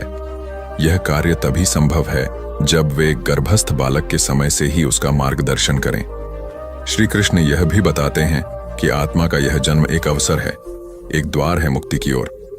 यदि इस जन्म में तू ईश्वर को पहचान ले, सत्य को समझ ले, तो तू इस जन्म मरण के बंधन से मुक्त हो सकता है। अन्यथा यह चक्र चलता ही रहेगा अनंत काल तक। इस संसार में सब कुछ बदलता है, शरीर, संबंध, धन, प्रतिष्ठा, पर जो नहीं बदलता वह है आत्मा और ईश्वर। आत्मा को उसी शाश्वत सत्य से जोड़ना ही जीवन का उद्देश्य होना चाहिए। श्री कृष्ण की यही गूढ़ वाणी गर्भ गीता के रूप में हमारे सामने आती है, जो हमें याद दिलाती है कि हम केवल शरीर नहीं हैं, हम आत्मा हैं और हमारा लक्ष्य है परमात्मा से मिलन।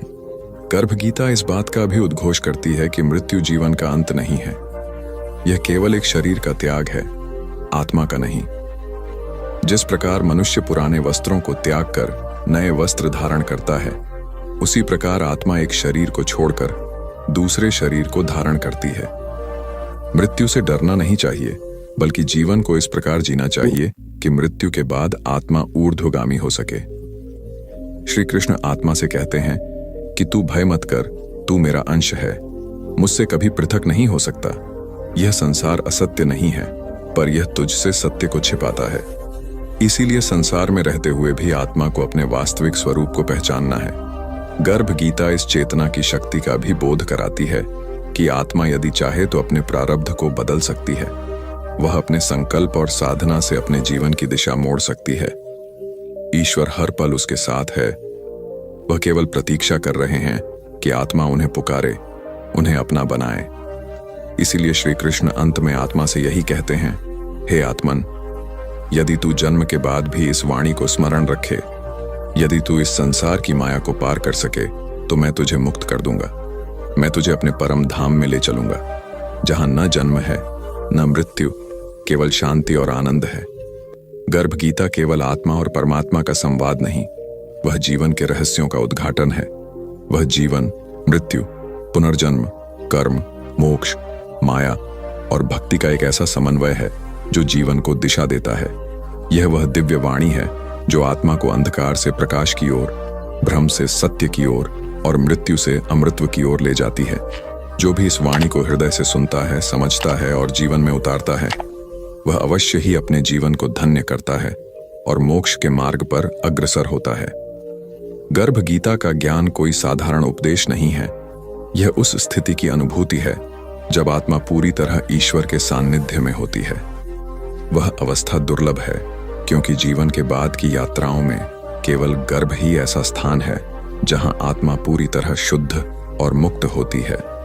यह वह समय होता है जब आत्मा अपनी सभी पूर्व जन्मों की स्मृति के साथ ईश्वर को पुकारती है और श्री कृष्ण उसकी पुकार का उत्तर देते हैं। यह संवाद जो गर्भ के अंधकार में होता है, वह केवल प्रकाश का नहीं, चेतना का उदय है। श्री कृष्ण आत्मा से कहते हैं कि संसार की सभी इच्छाएं अनंत हैं और उन इच्छाओं के पीछे भागते भागते तू कभी थक जाएगा, कभी टूट जाएगा।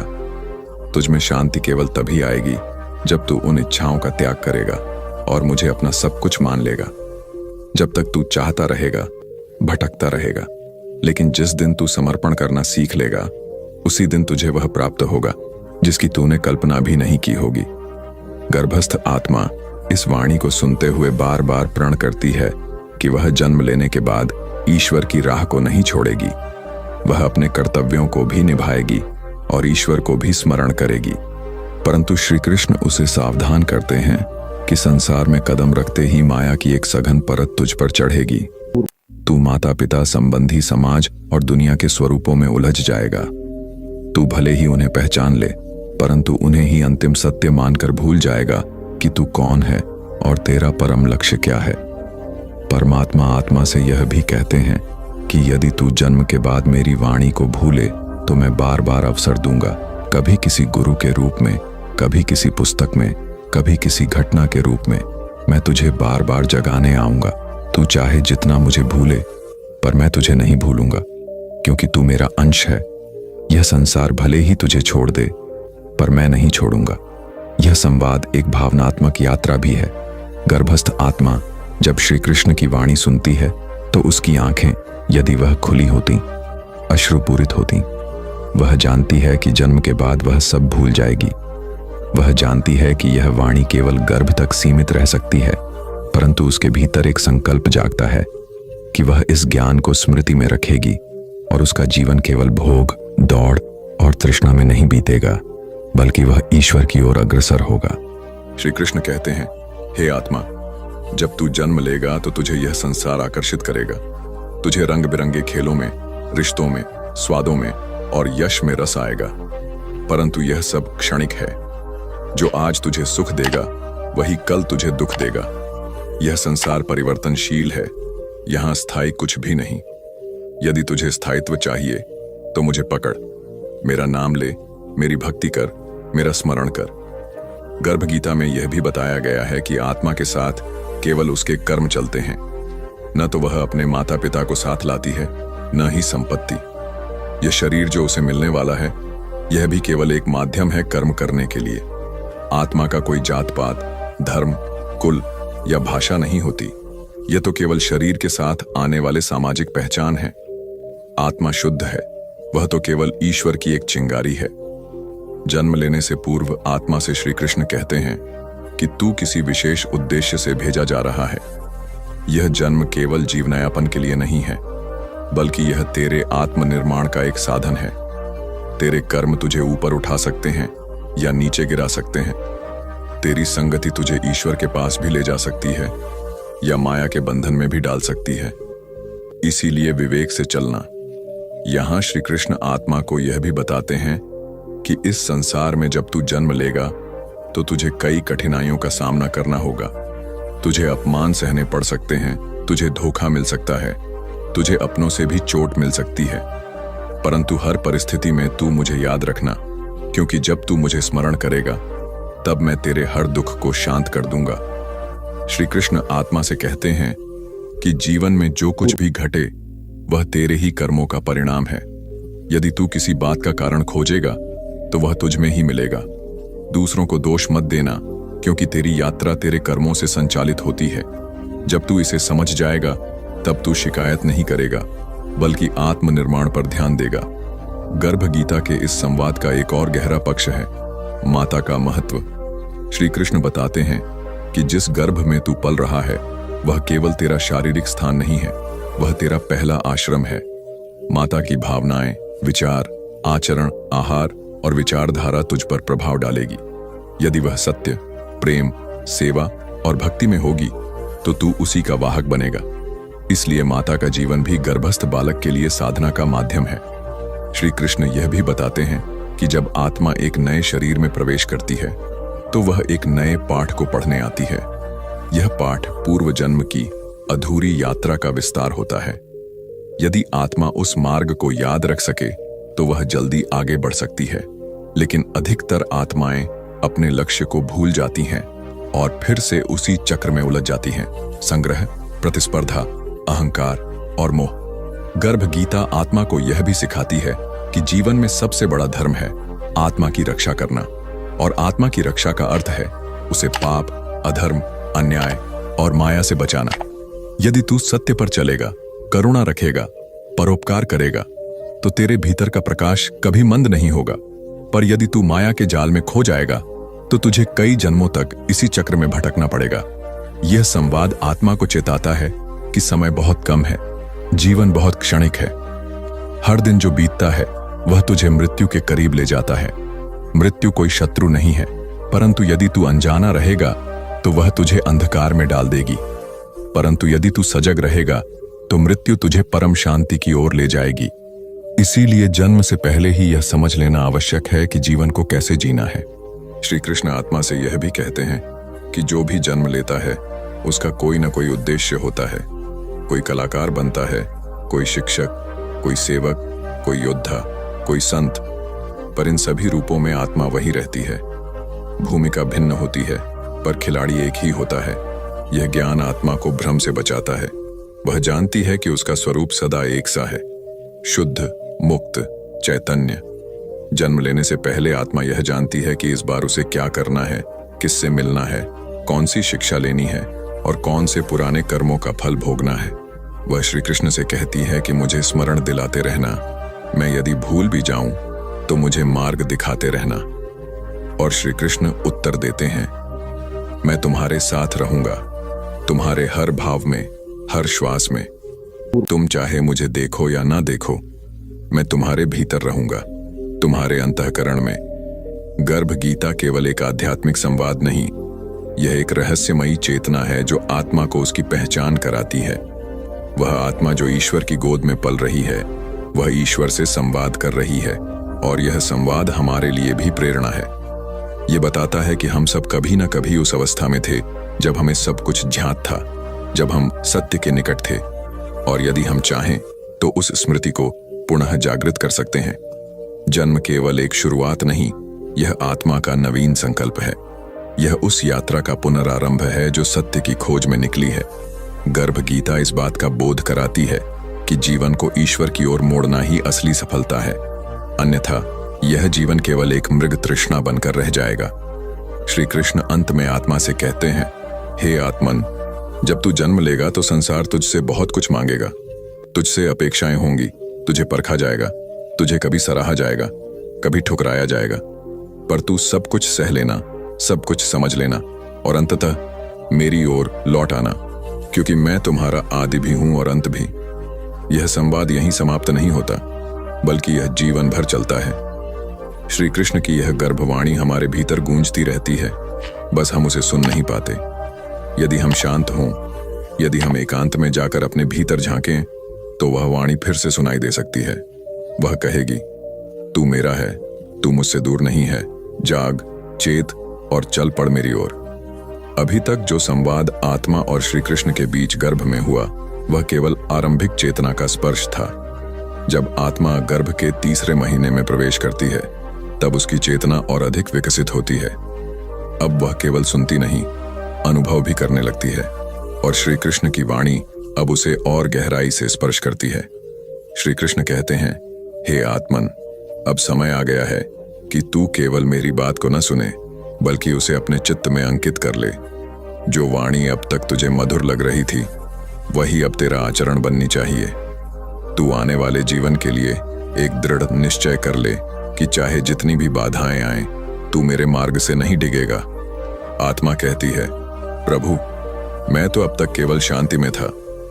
इस अंधकार में भी आपकी वाणी मेरे लिए सूर्य के समान है, परंतु मेरे मन में संशय है। क्या यह संभव है कि मैं जन्म लेकर आपके इस ज्ञान को याद रख सकूं? जब शरीर की भौतिकता, माया की शक्ति और संसार का आकर्षण मुझ पर प्रभाव डालेगा, तब क्या मैं सच में अपने इस लक्ष्य को याद रख पाऊंगा? श्री कृष्ण मुस्कुराते हुए कहते हैं, आत्मन, माया का कार्य ही है भटकाना। वह तुझे भुलावे में डालेगी, वह तुझे सुंदर रूप दिखाएगी, आकर्षक वस्तुएं देगी, तुझे मोह के बंधनों में बांधने का प्रयास करेगी। परंतु एक बात याद रख, जब भी तुझे लगे कि तू खो गया है, जब भी तू अकेलापन महसूस करे, जब भी तुझे अपने ही लोग पराए लगें, तब मेरी यह वाणी तेरे हृदय में स्वतः गूंजेगी। ये गूंज कोई बाहरी आवाज नहीं होगी, बल्कि तेरे अंतःकरण की पुकार होगी। तू चाहे बचपन में हो, जवानी में हो या वृद्धावस्था में, मेरी चेतना तुझ में निरंतर जागृत रहेगी। हाँ, यह सत्य है कि तू इसे कभी कभी भूल जाएगा, पर मैं तुझे बार बार याद दिलाऊंगा।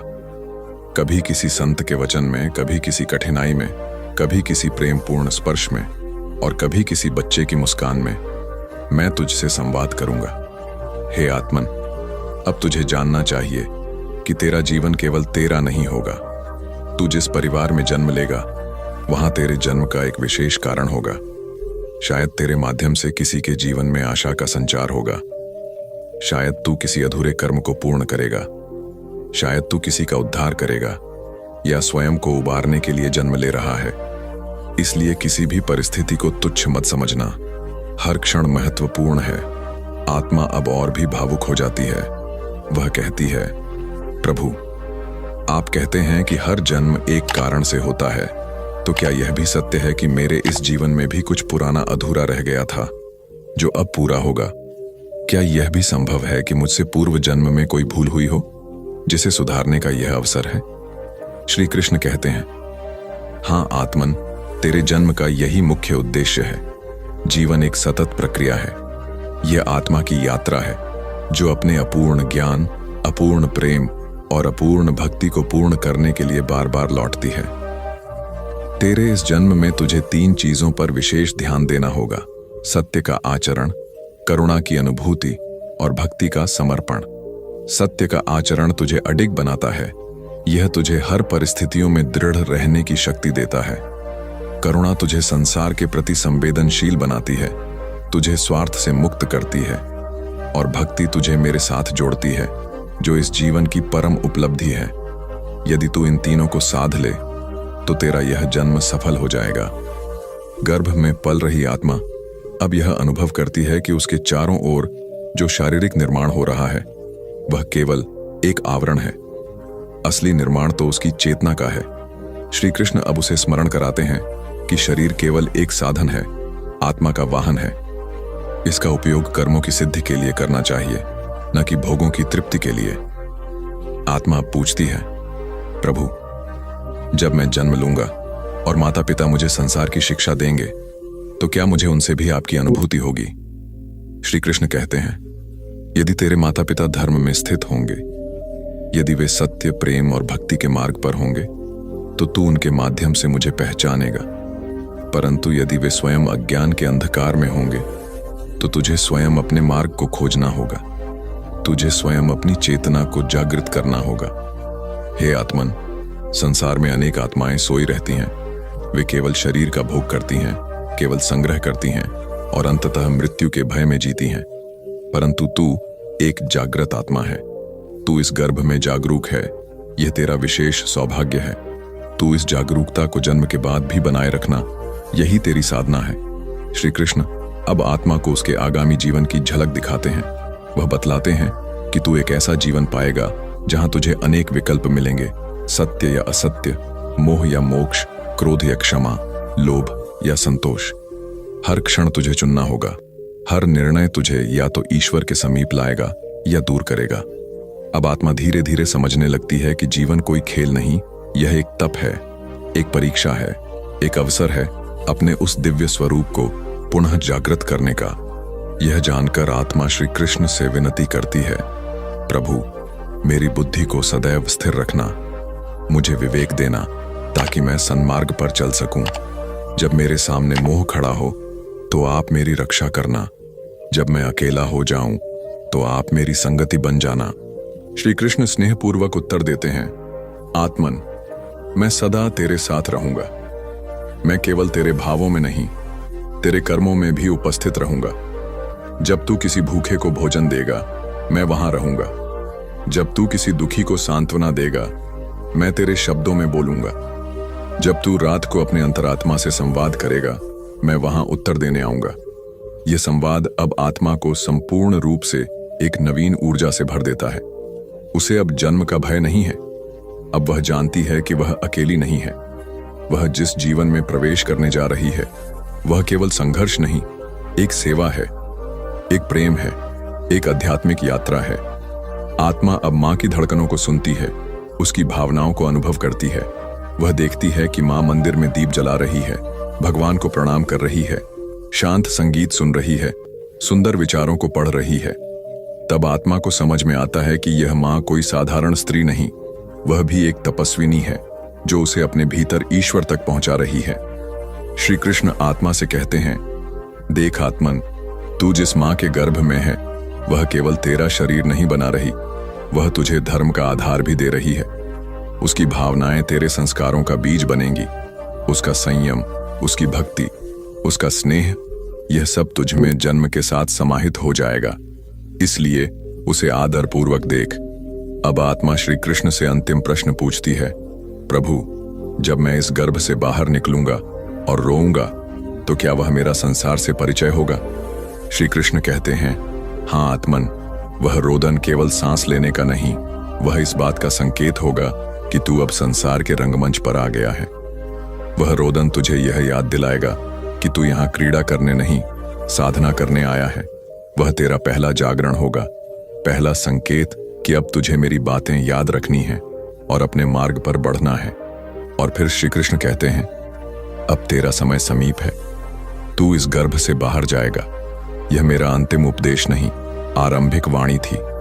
मैं तुझसे जीवन भर बात करता रहूंगा। तू यदि ध्यान से सुन पाए तो हर घटना में मेरी उपस्थिति महसूस कर पाएगा। गर्भ में गूंजती श्री कृष्ण की यह वाणी अब शांत हो जाती है, पर आत्मा में उसकी प्रतिध्वनि बनी रहती है।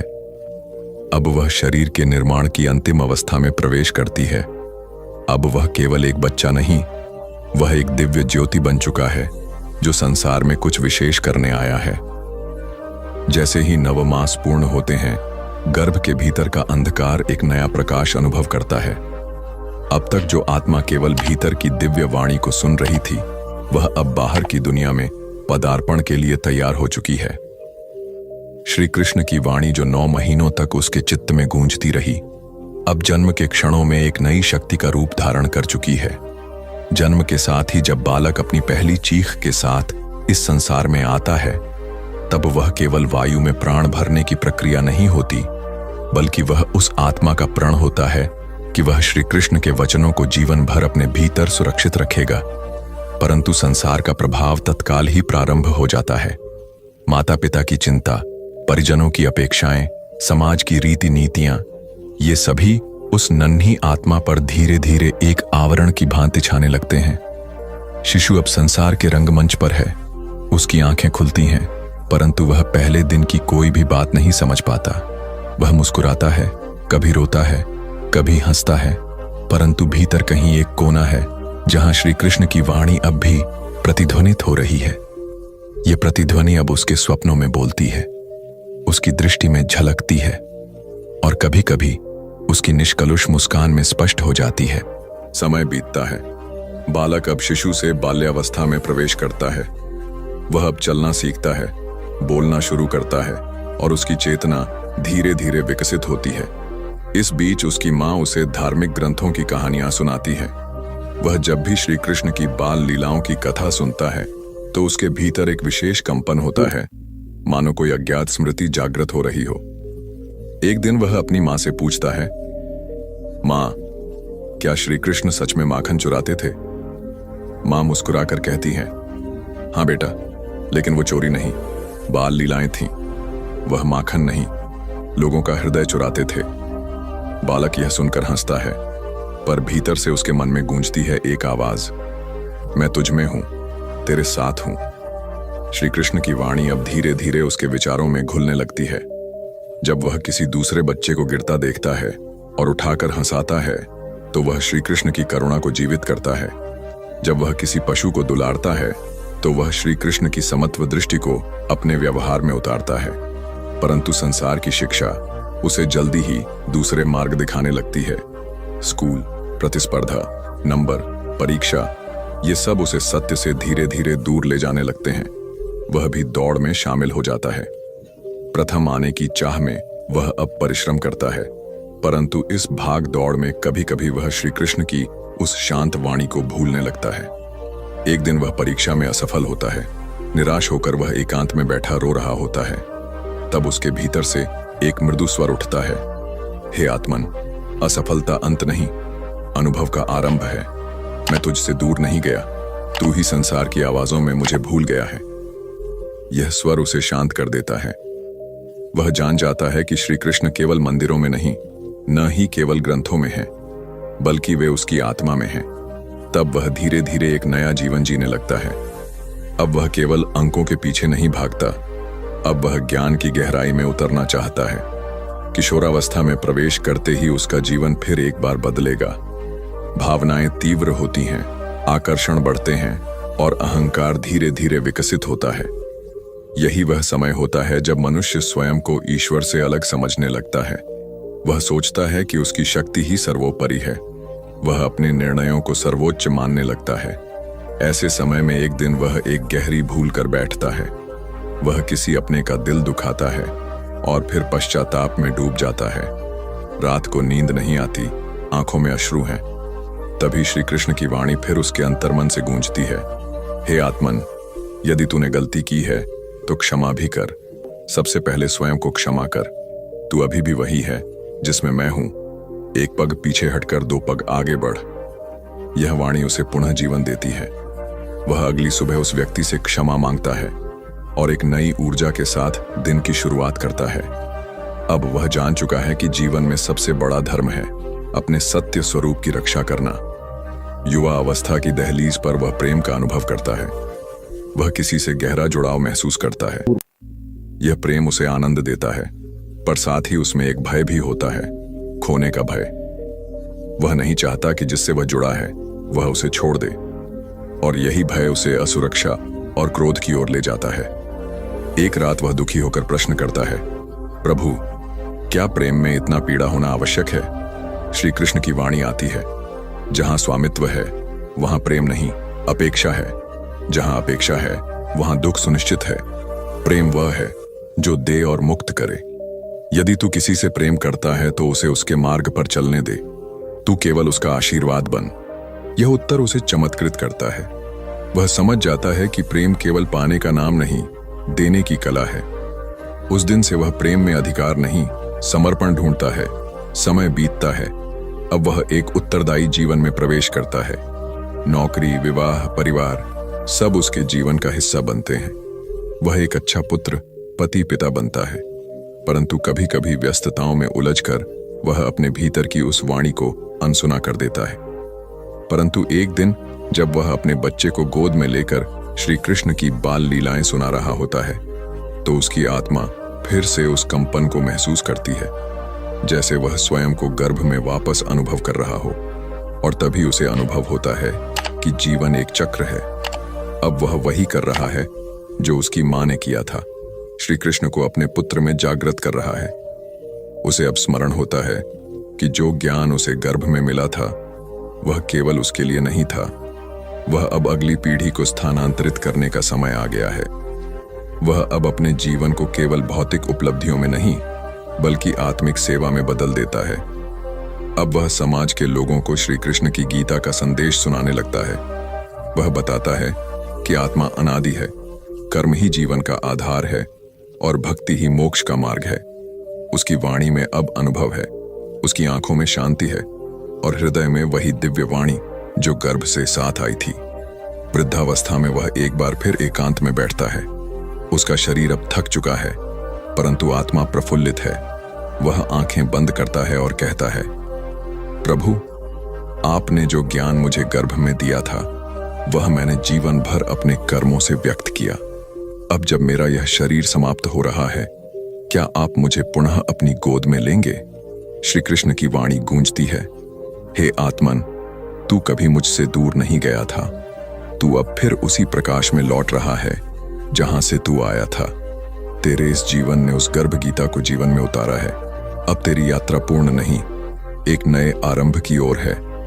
वह आत्मा मुस्कुराती है। उसकी आंखों से आंसू बहते हैं, पर वे आंसू किसी दुख के नहीं, पूर्णता के होते हैं। वह शरीर त्यागती है और आत्मा श्री कृष्ण की शरण में लौटती है। वहीं जहां से उसकी यात्रा शुरू हुई थी। शरीर का अंत हुआ, परंतु आत्मा अमर है। श्री कृष्ण की शरण में लौटी वह आत्मा अब पुनः एक नई यात्रा के लिए तत्पर होती है। यह चक्र अटूट है। जन्म और मृत्यु की यह लीला केवल बाहरी रूपांतरण है, भीतर की चेतना सदैव जीवित रहती है। आत्मा अब एक और नया जीवन चुनती है, लेकिन इस बार उसका उद्देश्य स्पष्ट है। वह इस जन्म को केवल भोग के लिए नहीं, बल्कि सेवा, साधना और सत्य की खोज के लिए अपनाती है। नवगर्भ में प्रवेश करते ही वह आत्मा पुनः उस दिव्य शांति का अनुभव करती है। मां की कोख एक बार फिर मंदिर की तरह पवित्र हो जाती है, लेकिन इस बार कुछ अलग घटता है।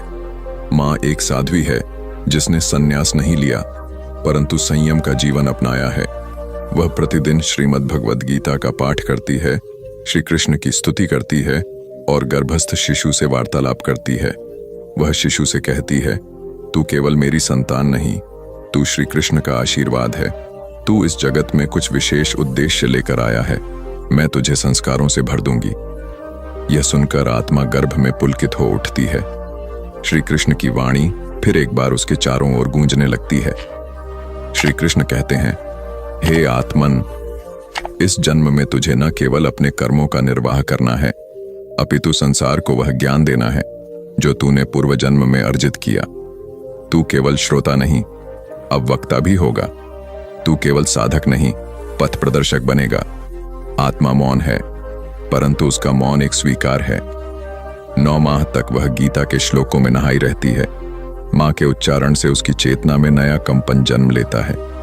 जन्म होता है।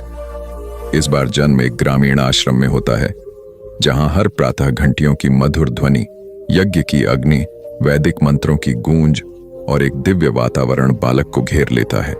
उसकी मां उसे गोद में लेकर प्रथम बार भगवद गीता का 2वां अध्याय सुनाती है।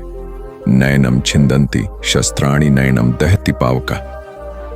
बालक की आंखों में चमक आ जाती है, जैसे वह इन वचनों को पहचानता हो। वह शांत रहता है, लेकिन उसकी आत्मा अंदर ही अंदर स्मृतियों के प्रवाह में बहती है। बालक बढ़ता है। जब वह चलना सीखता है तो कदमों में संतुलन के साथ आत्मा का अनुशासन होता है। जब वह बोलना सीखता है तो वाणी में श्री कृष्ण की करुणा और ज्ञान की झलक होती है। मां उसे मंदिरों में ले जाती है, संतों से मिलवाती है और वह हर स्थान पर जैसे पहले से परिचित भाव से सम्मोहित हो जाता है। साधुजन उसकी दृष्टि देखकर कहते हैं, यह बालक केवल शिशु नहीं, यह तो तपस्वी आत्मा है। इसमें कोई विशेष शक्ति है। एक दिन एक साधु जब उसे गीता का 12वां अध्याय पढ़कर सुनाते हैं, यो मां भक्त्या प्रयच्छति, तब बालक उनकी वाणी बीच में रोककर स्वयं अगला श्लोक पढ़ता है। सब चौंक जाते हैं। यह कैसे संभव है कि एक 5 वर्ष का बालक गीता के श्लोकों को न केवल पहचानता है, बल्कि भाव सहित स्पष्ट उच्चारण करता है। मां प्रसन्न होती है, पर भीतर से आश्चर्य में भी डूब जाती है। उसे लगता है जैसे उसका पुत्र स्वयं श्री कृष्ण की कोई योजना का हिस्सा है। बालक का नामकरण विवेकानंद रखा गया। यह नाम उसके चरित्र को भी दर्शाता है। विवेकपूर्ण, शांत और आत्मनिष्ठ। वह दूसरों से अधिक नहीं बोलता, पर जब बोलता है तो जैसे सुनने वाला स्वयं से मिल लेता है। स्कूल में शिक्षक उसकी तीव्र बुद्धि और गंभीर विचारों से प्रभावित होते हैं। जहां अन्य बच्चे खेलों और कहानियों में रुचि रखते हैं, विवेकानंद शांत एक कोने में बैठकर वेदांत या उपनिषद की पंक्तियां पढ़ता है। एक दिन उसके स्कूल में अहंकार विषय पर एक निबंध प्रतियोगिता होती है। सभी बच्चे लिखते हैं कि अहंकार से कैसे बचें, कैसे विनम्र बने, लेकिन विवेकानंद जो लिखता है वह सबको चौंका देता है। अहंकार तब आता है जब हम यह भूल जाते हैं कि जीवन हमारा नहीं, श्री कृष्ण का है। जब हम सोचते हैं कि हमने कुछ किया, वही क्षण सबसे बड़ा भ्रम है, क्योंकि जो करता है वह मैं नहीं, वह परमात्मा है। उसकी कक्षा में सन्नाटा छा जाता है। अध्यापक उसकी आंखों में झांकते हैं और पहली बार किसी बालक में ब्रह्मज्ञान की झलक देखते हैं। विवेकानंद अब एक प्रेरक वक्ता बनता जा रहा था। गांव में जब कोई व्यक्ति जीवन से निराश होकर आता तो वह उसके पास बैठता और केवल 2 बातें कहता। क्या तुमने कभी श्री कृष्ण को पुकारा है? क्या तुमने गीता को पढ़ा है? और फिर वह गीता का कोई श्लोक सुनाता, उसका अर्थ समझाता और कहता, जैसे इस शरीर का जन्म हुआ वैसे ही यह दुख भी अस्थाई है। तू केवल प्रतीक्षा कर, प्रभु की योजना अब भी बाकी है। धीरे धीरे लोग उसे बाल संत कहने लगते हैं। वह स्वयं को संत नहीं मानता। वह कहता है, मैं तो केवल श्री कृष्ण का पत्रवाहक हूं। उनकी गीता मेरे भीतर बोलती है, मैं तो केवल माध्यम हूं। वह गांव में एक पुस्तकालय बनवाता है जहां भगवद गीता के अलावा वेद, उपनिषद, रामायण, भागवत आदि उपलब्ध होते हैं। छोटे बड़े सभी वहां आते और विवेकानंद सबके साथ बैठकर चर्चा करता। उसकी सबसे बड़ी विशेषता थी उसकी दृष्टि। वह किसी को पापी नहीं कहता, किसी को तुच्छ नहीं मानता। वह कहता, जो आज भटका है वह कल पथिक बनेगा। हर आत्मा में प्रभु हैं, केवल जागृति की आवश्यकता है। एक दिन गांव में एक विधवा स्त्री आती है जिसका पुत्र चोरी के आरोप में पकड़ा गया था। वह रोती है। सभी लोग उसके पुत्र को तिरस्कृत करते हैं। विवेकानंद उस बालक से मिलता है और उसकी आंखों में देखने के बाद कहता है, तू चोर नहीं है, तू भूल गया है कि तू कौन है। चल मेरे साथ बैठ और गीता सुन। बालक आश्चर्य से उसकी ओर देखता है और चुपचाप बैठ जाता है। विवेकानंद उसे अध्याय 2 के श्लोक पढ़ाता है। उसे बताता है कि आत्मा शुद्ध है, केवल मन की दिशा बदलने की आवश्यकता है। कुछ महीनों में वही बालक गांव का सबसे सच्चा कार्यकर्ता बन जाता है। विवेकानंद अब किशोर से युवा होता है। उसकी वाणी में अब गंभीरता और ओजस्विता का अद्भुत मिश्रण है। बड़े बड़े संत भी उससे मिलने आते हैं और उसकी समझ पर आश्चर्य करते हैं। पर विवेकानंद का उत्तर वही होता है, यह ज्ञान मेरा नहीं, श्री कृष्ण का है। गर्भ से लेकर अब तक वह मेरे भीतर बोलते रहे हैं। एक दिन वह मां से पूछता है, मां, क्या मैं घर छोड़कर श्री कृष्ण की सेवा में संन्यास ले सकता हूं? मां उसकी आंखों में देखती है और कहती है, तू जहां है वहीं सेवा है। श्री कृष्ण को घर, आश्रम, जंगल, मंदिर की सीमा नहीं रोक सकती। सेवा केवल स्थान से नहीं, भावना से होती है। तू इस गांव को तीर्थ बना चुका है, यही तेरी तपोभूमि है। विवेकानंद मुस्कुरा देता है। वह समझ जाता है कि त्याग केवल वस्त्र बदलने से नहीं होता, दृष्टि बदलने से होता है। अब उसका जीवन एक मिशन बन चुका है, श्री कृष्ण की गीता को जन जन तक पहुंचाना। वह सड़कों पर, खेतों में, स्कूलों में, मंदिरों में, जहां भी कोई सुनने को तैयार होता है वहां गीता का ज्ञान बांटता। वह कहता, अगर यह संसार एक परीक्षा है तो गीता उसकी उत्तर पुस्तिका है। तुम चाहे विद्यार्थी हो, किसान हो, व्यापारी हो, स्त्री हो या वृद्ध, गीता हर प्रश्न का उत्तर देती है। वह अब एक आंदोलन बन चुका था। लोग उसके पास न केवल ज्ञान के लिए बल्कि शांति के लिए आते और वह सबको वही मूल वचन सुनाता, तू केवल अपना कर्म कर, फल की चिंता मत कर।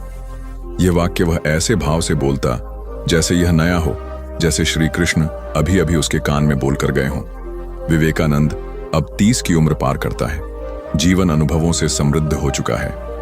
वह अब जानता है कि इस संसार में सबसे बड़ी सेवा है आत्मा की जागृति। वह कहता है, अगर तुमने एक भी आत्मा को उसके स्वरूप का बोध करा दिया तो तुमने ब्रह्मांड के लिए सेवा की है। एक दिन वह अकेले नदी किनारे बैठा ध्यान कर रहा होता है। आंखें बंद हैं, लेकिन भीतर से एक पुकार आती है, वही पुरानी वाणी श्री कृष्ण की। वह कहते हैं, हे आत्मन, अब तुझे एक बार फिर लौटना है। तेरी यह यात्रा सफल रही, अब तुझे और ऊंचाई पर ले जाना है। विवेकानंद मुस्कुराता है, उसका मन शांत है। वह जानता है कि यह शरीर एक बार फिर छोड़ने का समय आ गया है, लेकिन यह अंत नहीं। वह घर आता है, मां को प्रणाम करता है, गांव के लोगों से मिलता है और कहता है, मैं अब चला जाऊंगा, लेकिन मेरी वाणी यहां गूंजती रहेगी। जो मेरी आंखों में श्री कृष्ण को देखे वह जान ले कि वह उसकी आत्मा में भी है। रात को वह श्रीमद् भगवद गीता का अंतिम अध्याय पढ़ता है, सर्वधर्मान परित्यज्य मामेकम शरणम व्रज, और उसके पश्चात शांत भाव से अपनी आंखें बंद कर लेता है। अगली सुबह जब लोग उसे जगाने आते हैं तो उसका शरीर शांत होता है, जैसे कोई ध्यानावस्था में समाधिस्थ हो गया हो। वह चला गया होता है, लेकिन उसके कक्ष में गीता खुली होती है और वहां वायु में एक दिव्य सुगंध फैल रही होती है। लोग मानते हैं कि श्री कृष्ण स्वयं उसे लेने आए थे। यह कथा एक साधारण जन्म की नहीं, आत्मा के दिव्य जागरण की है। यह कहानी एक ऐसी यात्रा की है जिसमें गर्भ से लेकर जीवन के अंतिम क्षणों तक श्री कृष्ण की वाणी आत्मा के साथ गूंजती रही। यह केवल एक बालक की कथा नहीं है, यह प्रत्येक जीवात्मा की संभावनाओं की गाथा है, जो भगवान की कृपा से अपने जीवन के परम उद्देश्य को पहचानने की शक्ति पा सकती है। गर्भ का वह पहला क्षण जब आत्मा मां की कोख में प्रवेश करती है, वह केवल शरीर की रचना नहीं होती, बल्कि वह आत्मा के लिए एक नया मंच होता है, एक नया अवसर होता है। मां के द्वारा गीता के श्लोकों का श्रवण कर वह आत्मा जागृत होती है और जन्म लेते ही जीवन के गहरे रहस्यों को समझने के मार्ग पर चल पड़ती है। यह बालक जो बाद में विवेकानंद कहलाया, उसका जीवन एक अद्वितीय उदाहरण बन जाता है। कैसे एक आत्मा श्री कृष्ण के मार्गदर्शन में चलकर साधारण शरीर में रहते हुए असाधारण भूमिका निभा सकती है। श्री कृष्ण की दिव्य वाणी बालक के अंतर्मन में समाई रहती है। वह न केवल श्लोकों को रटता है, बल्कि जीता है, उन्हें सांसों में उतारता है। वह दूसरों को भी यही संदेश देता है कि गीता केवल ग्रंथ नहीं, जीवन का दर्पण है। वह कहता है कि जब आत्मा अपने स्वरूप को पहचानती है, तब उसे ना तो मृत्यु का भय होता है, ना ही संसार के दुखों का भार। श्री कृष्ण की यही वाणी बार बार उसकी चेतना में गूंजती है। हे पार्थ, तू कर्म कर, फल की चिंता मत कर। तू मेरी शरण में आ, मैं तुझे सारे पापों से मुक्त कर दूंगा। विवेकानंद का जीवन इस दिव्य सिद्धांत का जीवंत प्रमाण बन जाता है। वह गांवों में, गलियों में, मंदिरों में और छोटे छोटे सभा स्थलों में लोगों को गीता का ज्ञान देता है।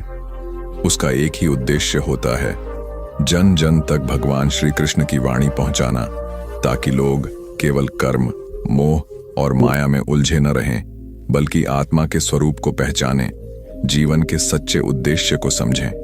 उसका जीवन एक प्रेरणा बनता है, उसकी वाणी एक मंत्र बन जाती है और उसकी उपस्थिति स्वयं श्री कृष्ण के संदेश की जीवंत मूर्ति बन जाती है। वह सिखाता है कि जीवन के हर चरण में, चाहे गर्भ हो या गृहस्थ, ब्रह्मचर्य हो या वानप्रस्थ, यदि श्री कृष्ण की शरण में रहा जाए तो जीवन में कोई अंधकार नहीं रह जाता। वह बार बार यही दोहराता है कि आत्मा अनादि है, अविनाशी है और उसका मिलन परमात्मा से निश्चित है। केवल साधना, श्रद्धा और शरणागति की आवश्यकता है। जब वह जीवन के अंतिम चरण में पहुंचता है, तो भी उसमें कोई भय नहीं होता। वह शांत भाव से कहता है, अब मैं श्री कृष्ण के पास लौट रहा हूं जहां से मैं आया था। यह जीवन उनकी योजना थी, मैं बस उनका माध्यम था। उसकी अंतिम सांस भी श्री कृष्ण के नाम पर होती है और उसके जाने के बाद भी उसकी वाणी गांव गांव में गूंजती रहती है। इस संपूर्ण कथा का सार यह है कि श्री कृष्ण की वाणी केवल युद्ध भूमि के लिए नहीं थी, वह जीवन की प्रत्येक परिस्थिति के लिए है।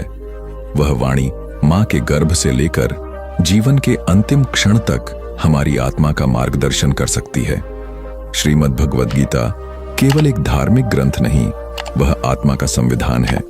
यह हमें बताती है कि हम शरीर नहीं, आत्मा है, जो न कभी जन्म लेती है, न कभी मरती है। और जब हम इस सत्य को आत्मसात कर लेते हैं, तभी हमारे जीवन का सच्चा आरंभ होता है। गर्भ गीता की इस कथा के माध्यम से यह सिद्ध होता है कि जो आत्मा श्री कृष्ण की शरण में आती है, उसका मार्ग कोई भी हो, चाहे वह शिशु की कोख हो या साधक की साधना, वह मार्ग दिव्यता की ओर ही जाता है। श्री कृष्ण की वाणी जो एक बार आत्मा में समा जाती है, वह जीवन भर उसका पथ प्रदर्शन करती है। यही कारण है कि इस कथा का हर चरण, हर प्रसंग, हर अनुभव श्री कृष्ण की कृपा का प्रस्फुटन है। जो मां गर्भकाल में गीता का पाठ करती है, वह केवल शिशु को संस्कार नहीं देती, बल्कि आत्मा को दिव्य उद्देश्य की याद दिलाती है। जो बालक श्री कृष्ण की वाणी को सुनकर बड़ा होता है, वह केवल विद्वान नहीं बनता, बल्कि समाज के लिए दीपस्तंभ बनता है। और जो आत्मा जीवन के प्रत्येक क्षण में भगवान को स्मरण करती है, उसका जीवन सफल ही नहीं, परम प्राप्ति से युक्त हो जाता है। यह कथा अब समाप्त नहीं होती, क्योंकि यह एक ऐसी गाथा है जो हर जन्म में, हर काल में, हर आत्मा के भीतर श्री कृष्ण की वाणी बनकर पुनः गूंज सकती है। जब तक कोई मां गर्भ में श्री कृष्ण का नाम जपेगी, जब तक कोई आत्मा जीवन के रहस्यों को जानने के लिए व्याकुल रहेगी, तब तक गर्भ गीता की यह वाणी अनंत काल तक गूंजती रहेगी। तू केवल कर्म कर, मैं तेरा रक्षक हूं। यही श्री कृष्ण की अंतिम वाणी है, यही आत्मा का अंतिम सहारा है।